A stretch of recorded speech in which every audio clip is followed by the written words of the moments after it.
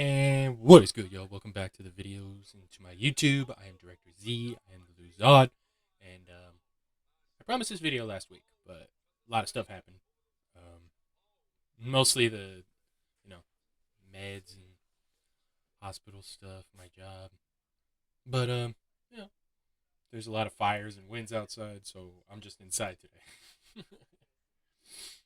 Today, it's Dune Prophecy Full Dive Theories and Review.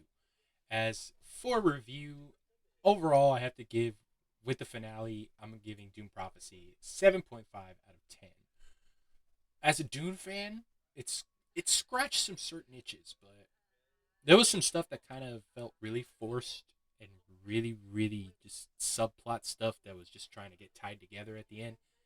And it fell a little flat for some of the other things, but visually, stunning. Made me want more. Mostly as a Dune fanatic, just anything that brings attention to the series, anything at all. Because this show kind of feels like it's also kind of opening the window of the more obscure stuff of setting up Messiah, because Messiah is going to be fucking weird. Princess Irulan and the Mother Superior of the time for Messiah, that's going to be another video, are bring a conspiracy with the Space Navigation Guild and the Bene Tleilax against Paul Atreides. And how they do that is to create a Gola that looks like Duncan, Idaho. Now, whether or not they succeed in the rest of the subplots with Aaliyah and other shit, I'll talk in another video. But as of right now, it really feels like that's what it's doing, because there's a lot in the show that they were pushing that also is going to connect to Messiah because of the other groups that want to manipulate spice trade. Spice must flow. So let's just sorry. Let's get into this. Oh, sorry. So, overall, this little plot with the crown and the conspiracy against it, Valya has been setting up little things with the sisters and Francesca. It was okay.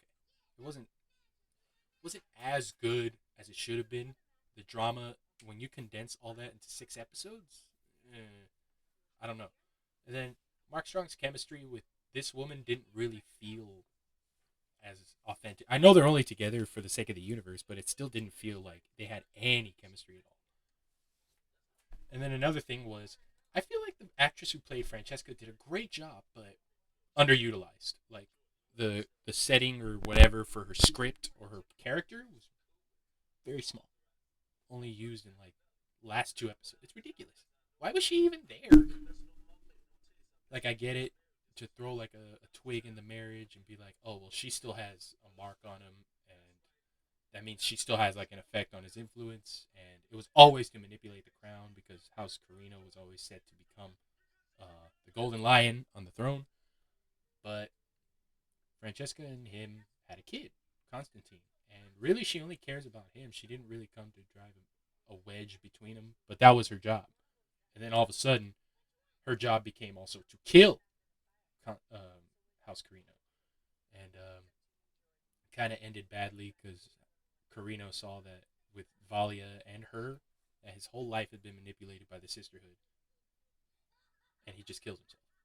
And then she dies under the circumstance of the queen, and then tells everyone that the emperor is dead because of her, to manipulate and kind of pull the strings a little bit, because now the queen's fucking with Desmond Hart. So the queen and Desmond Hart currently have control of the throne, since Carino and this bitch are gone. And I mean, I get it. He was gonna try and write her out of history and like send her off away or whatever. Another thing that kind of fell flat was this whole thing with Theodosia, and they had her disguise herself as Ynez so that she could get out of jailing, because she was caught trying to help the Atreides, Kieran, escape. But she fell flat. Like, she stabbed Desmond and said sisterhood above all, but it didn't do anything to him. Like, he just like, and then this bitch got arrested. So now I'm wondering, does the Bene Tleilax actually exist? Because this because this chick said that she's a face dancer and revealed that Theodosia has certain abilities, but does she know where she comes from? Does she know that in order to make a face dancer, you have to put him in an axolotl tank and they come out and they can disguise themselves as whoever they want. But the reason I think that subplot kind of fell flat was because another thing, it felt really forced. It was there was no setup, there was no way to like enjoy it or to like learn about her and the layers and dimensions of who she is because there was nothing added to it. It was just something that Valya has a face dancer and that's how we introduced the Bene Tleilax.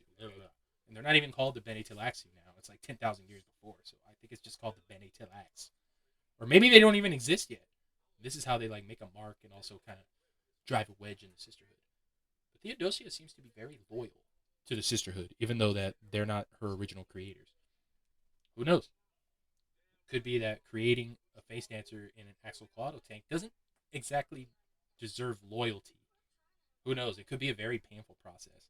But yeah, the face dancer stuff was just very, very small and minuscule, and they tried to make it something bigger, and it really, really wasn't. One thing I did like though was the whole thing with Kieran and Ynez escaping with Mother Superior Valya, and Valya stays to fight back Desmond Hart in the Sardaukar car, while these two go fighting like shing shing with swords. I thought that was pretty well done. I thought like it's really gonna struggle this show with like a lot of action because it's more dialogue heavy, but did a really good job. The shields and the swords and the Sardaukar car look like space ninjas. So that I don't know. Maybe I'm biased. Maybe I'm just you're just liking it for no reason. I don't care. I like stuff. So what? And so the whole thing with them escaping and they're also on Arrakis is going to be something very interesting to see in season 2, considering uh, Mother Superior Valya kind of set up that whole rebellion on Arrakis to drive a wedge into the spice trade and to make Carino look weak. Now with Carino gone and she has no options, they're just kind of on Arrakis to get something of theirs to get something going because neither of them have any prospects now that Carino's dead. Because Ynez, that was her father. Kieran was the swordmaster, and Mother Superior used to be the sister that would tell him shit. Now the Queen and Desmond Hart have the crown as well as power of the throne. And another thing was Valya finding out that Tula had a baby with Ori Atreides, even though she killed him and the rest of his clan. So Desmond Hart is an Atreides and half Harkonnen. Pretty crazy, right? And then another thing was, of course, Desmond Hart's true origins, besides the Tula and the Valya thing, is revealed. He was on Arrakis. He did die, but he was brought back. How? Because the Bene Tleilax has a way of bringing people back known as Golas.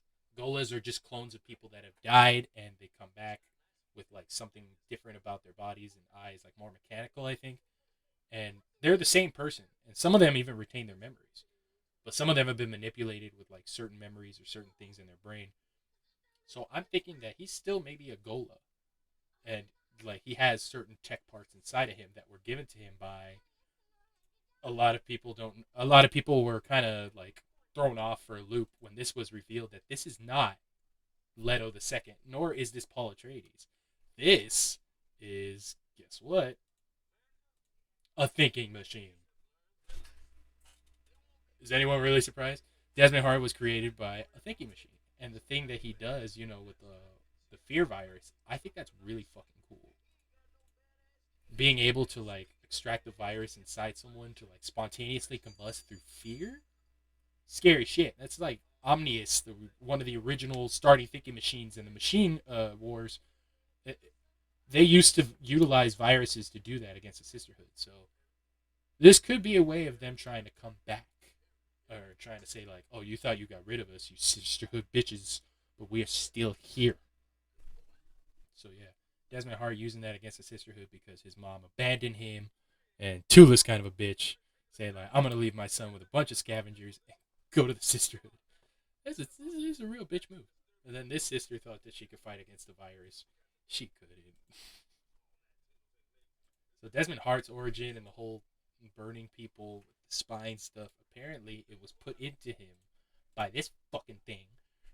Literally took out his eye and started stapling some shit on his fucking like. What the fuck? But the real question and the real head scratcher here, the real theory that I'm trying to put together, is who the fuck was in that orange chamber? Look at the figure. Like look at the head. It looks like a dome or like some kind of hood. My theory is it's still kind of a working one. Is that this is the Space Navigators Guild because they, just like the Sisterhood, have much to gain from spice trade. Because for some people, like the people of Arrakis, the spice is a drug that can help them see the messages from the deep in their dreams and be closer to Arrakis and the worms and yada yada yada. But the Space Guild needs it for space folding, which is how people get to one point in the universe to the other, which is what we saw in the finale, a ship coming right out of this big old space fold hole and then just like appearing from one point of A in the universe to another point in the universe, point B. And it was awesome. I think all fans can agree that space folding scene was awesome. So that's the reason I'm thinking this guy might be Spacing Guild, and it might be setting up little pieces for Messiah, because the Space Navigators Guild, the Bene Tleilax, and the Sisterhood and Irulan are all working together against Paul Atreides. I know this is 10,000 years before, but there's a lot of reason to believe that the Space Navigators Guild and the Sisterhood have not had the best of relationships thousands of years ago. Or my other theory is that this is the Bene Tleilax, and they want to get revenge on the Sisterhood, not just for Desmond Hart's sake, but because Theodosia is one of them and created in an axolotl tank, like I said before. So maybe this is them saying, hey, we want our homie back. Bring that bitch back here. But then again, why wouldn't they want to reveal the faces of the Bene Tleilax, those pale-faced, fucking face dancer, weird people? Because Scytale is, part of that, and he's part of the conspiracy against the Crown and against Paul Atreides. And then the Space Navigators Guild are like these orange fish people. I forget what his name is, but yeah, he's also in the book. I'm going to do a Dune Messiah video very soon, but this is my Dune Prophecy theories, finale, and review, full dive.